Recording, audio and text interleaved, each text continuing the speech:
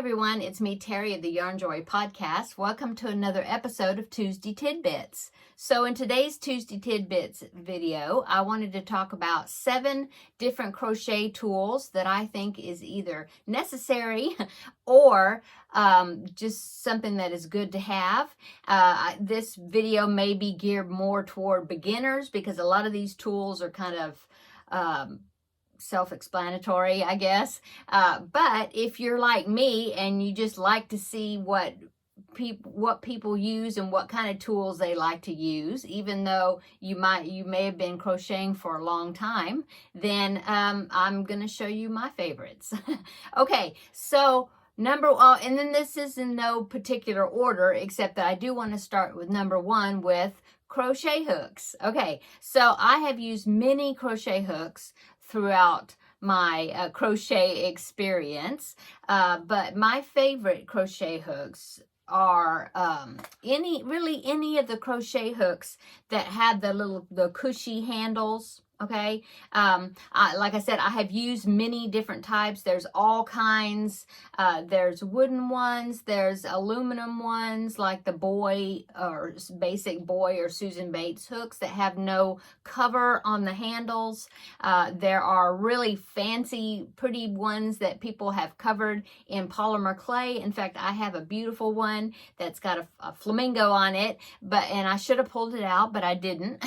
But my favorite hooks, like I said, are the ones that have a cushy handle. Otherwise, I'm pretty easygoing with as far as the shape of the hook. Some people prefer the boy hooks. Some people prefer the Susan Bates hooks. And now I want to say the majority of mine, I believe, are more like the boy hooks.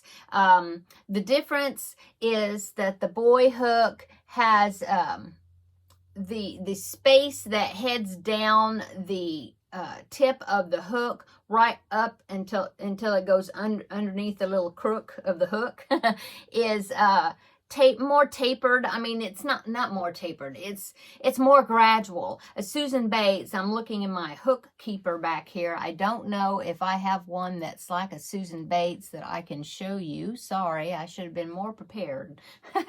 Let me see. Maybe this one. Yes, this one. Okay, so this is a Prim hook. It was given to me as a gift, and now I haven't tried it out yet. I should. I believe they sell them at Michael's. But if you look at the hook on this one, see how it's this slope, the slope that goes down the hook is more sharp, I guess you'd say. Okay, and then these, they more gradually go down underneath the hook, if that makes any sense. But anyway, to me, I really don't tell that much difference. With me, it's all about the handles, because I know I've said this before if you've been following me, but a few years ago, I broke a couple of bones in this hand, and so my grip is not as good as it used to be, and so I just prefer the ones that have the more cushier handles. Now, I do have a favorite among the ones with the cushy handles. Now, the clover hooks, lots of people like the clover hooks, and I do have a few, but I don't have like a whole set because, I don't know, I have tons of hooks, and I've got them from different places. I've gotten free sets where I subscribed to a magazine. I think it was the Happily Hooked magazine, and I got a free set of hooks, and they're like this. I've had people send me sets of hooks that are like this. So I mean, I've gotten them from everywhere, and so they're all basically the same as far as the handles go. But I do have a favorite, and my favorite actually are the tulip hooks.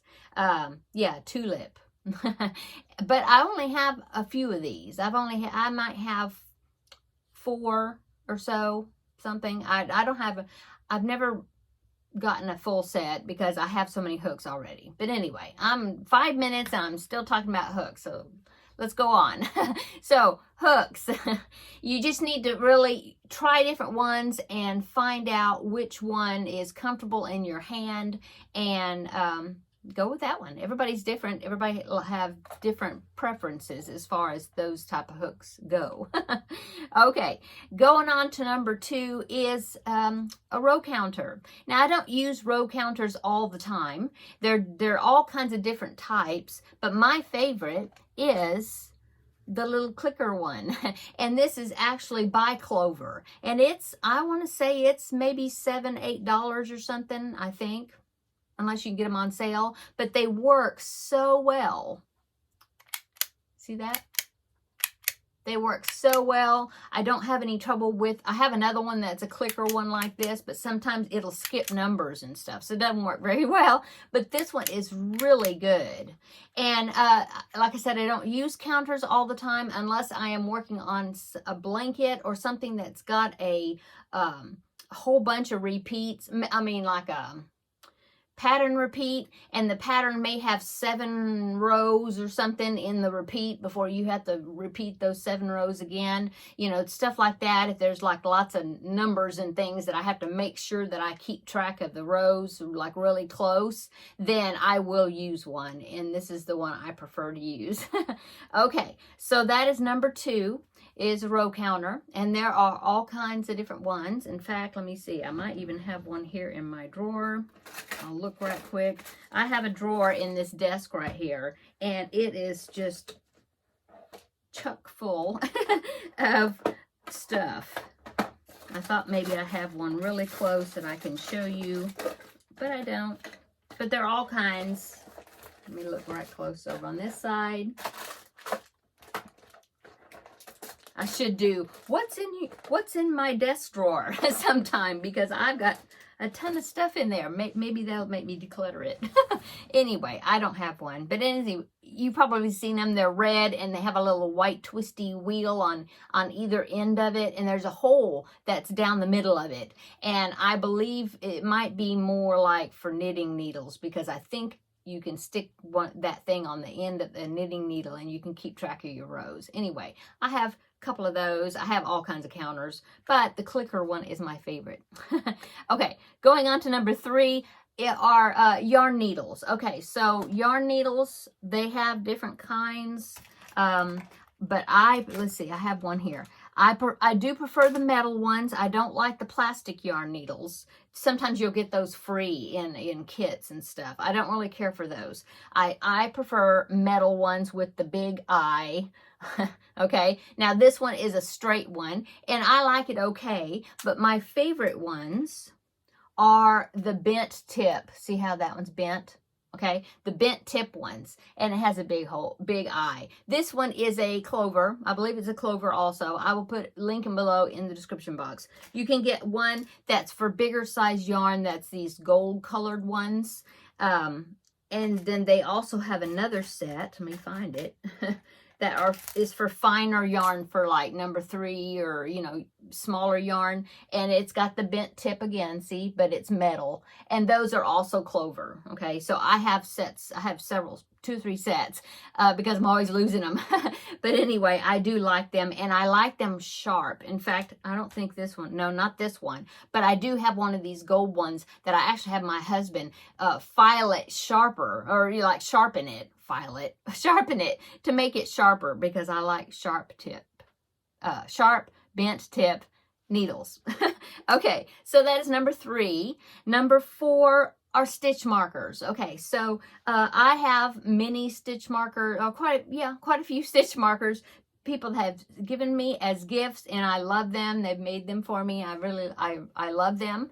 But the ones that I specifically really thinks that are great are the ones that if they are homemade ones or ones given to me as gifts, I like the ones that's got the lever back, because this is like an earring clasp, but you can get them and made stitch markers out of them. In fact, this one, I need to start using this one since it's getting close to Christmas time, but this one was given to me, since it's a Christmas tree. It was given to me by Kayla of Llama Mama Kayla when we did a Christmas swap a couple of years ago. But anyway, I do like the lever back, because it's got a big hook on it, and you can really get it in there to mark your stitch. And now this is not for like a progress keeper, because that one you kind of keep there. You don't like move it each row, not normally. But the ones you're going to have to continuously move each row, I like to be able to get them in and out real easy as I'm crocheting, so I don't have to, it don't slow me down. And so I like the ones with these big lever back clasps. Now, purchased ones, I even like these. I think Clover makes these too. These plastic ones that look like safety pins, they work great. Now, these are pretty good ones because it's flexible. I have had some that are cheaper, I think, and they usually come in like maybe a crochet hook set or something. Sometimes you'll get like bonus of these, the stitch markers, but they are brittle. And so I have broken so many of them when you're pulling it open, you know, to get it out of the stitch. I've broken so many of them if they are not the nice flexible one. It's like a softer plastic. And I think the more name brand, like the Clover, theirs are like that, the more flexible. So I like that. I have even used bobby pins. They're so good because, do I have some work here I can show you? Yeah, okay, so here's my square that I just finished. But anyway, it just slips right through. See, it just slips right through the stitch, and then you just pull it out, and then you just push it through, and there you got it marked on another spot. You pull it out. You don't have to like open a clasp or anything. And so really, if you're want a really fast one, use a bobby pin. You can even use a piece of yarn, but I don't usually do that unless I'm just really in a pinch and I'm somewhere and I didn't bring a stitch marker. Okay, so that's my favorite types of stitch markers. Okay, on to number 5, which are scissors. They are very important. Scissors or snips, I have got lots. I collect small scissors, so I've got these right here. These are great. I actually ordered these from AccuQuilt, which I have an AccuQuilt fabric cutter, and I was ordering some supplies for that, and I needed free shipping, and so I needed like, you know, a few more dollars to get free shipping. And so I found these little scissors on there. They're really sharp. I guess they're for snipping like threads, but they work really well, and they have a nice cover. So I've got these. I've got some Fisker ones that are small. I've got these. I have no idea where they came from. I guess they may be like school scissors, but they're not blunt. I don't know. I've had these. I have these, which I think these are some Fiskers also that my husband got me. They are like embroidery scissors. I have folding ones right here. These are real cool because they fold up like that. So those are great. I have a couple of pairs of these. I just have lots of little scissors because I have to have a pair of little scissors in all my project bags, you know, with my projects, because I have so many whips that I work on at one time. So I have lots of little scissors just everywhere around the house. Okay, so that is number 5. Okay, number 6 is, it's not imperative or mandatory, but if you get into doing amigurumi or things that you have pieces that you need to sew together, I like to use quilter pins. See this? You can see that? They're long pins, just straight pins, but they're longer, and they have a little knob on the end of it. But they are great to stick into the project to like hold the arms on, or like if you need to hold the ears on, like here, see, I could just put the ear there, push that needle pin through there, and then sew it on, and then take it out, and it's right where you want it, and the piece didn't shift. So I think straight pins are good to have if you do amigurumi or things that you need to sew little pieces on. So number 7, last one of my 7 top tools or favorite tools for crochet that I like is a tape measure. And I have several of those too. I have one here. This one is, remember the Crochet Dude? I don't even know if they make those sets anymore. I don't know what company that was. Its own company, I guess. Anyway, I got it in something. I like retractable ones. So I have one of these. I have this one I got from Annie's catalog when I had ordered some yarn or something, and I think it was another one of those where I needed to get free shipping. I needed to order something else, and so I added this, but it's so cute. It's a tape measure, and it's got the little button to retract it, but it is in the shape of a yarn ball. Isn't that cute? So cute.